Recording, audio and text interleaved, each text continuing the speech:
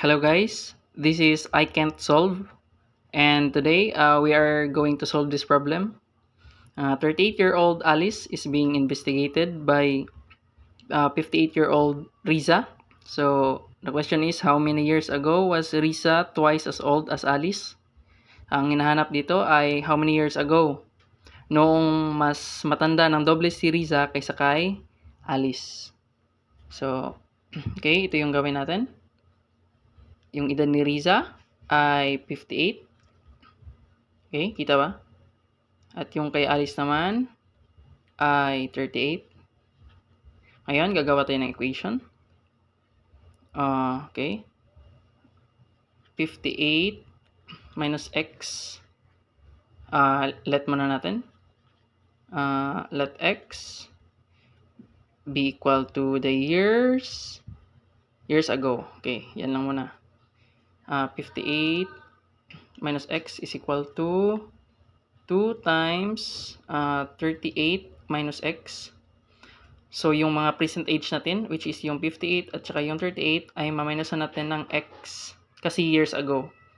At saka, multiply natin ng 2 yung age ni Alice. Kasi twice naman yung age ni Risa nung time na yon. Ngayon, distribute natin to. Distribute natin. Meron tayong 76. 2 times 38, 76. 2 times negative x. Ito yun. Meron tayong minus 2x. Sa kabila naman ay 58 minus x. So, ilipat lang natin sa left side yung mga x variable. So, meron tayong 2x minus x. Sa kabila naman ay 76 minus 58. 2x minus x ay x na lang.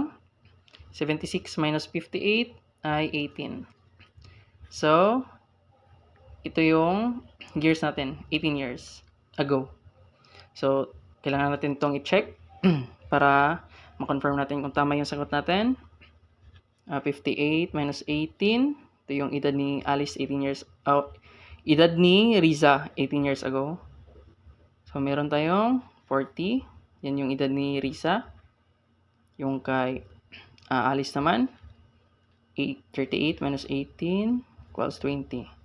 Which is correct. Kasi, dubli yung edad ni Risa sa edad ni Alice. Yun lang. Salamat.